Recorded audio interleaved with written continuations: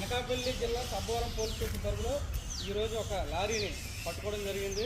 ఇది కొత్త తరహా గంజాయి రవాణా. అది ఏ రకంగా అంటే లారీ ఎంటీగా కనపడుతుంది. ఎంటీ లారీ ఏజెన్సీ నుంచి వస్తూ మాకు పట్టుకోవడం జరిగింది.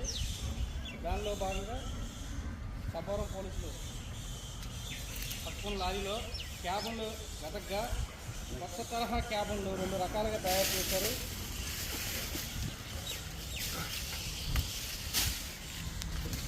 ఈ క్యాబన్ ఏ రకంగా ఉందంటే చూడండి, ఇది ఎప్పుడు రెగ్యులర్గా ఉండే ఒక క్యాబను, ఇది సీక్రెట్ డ్రైవర్ బ్యాక్ సీట్ ఉండే క్యాబను.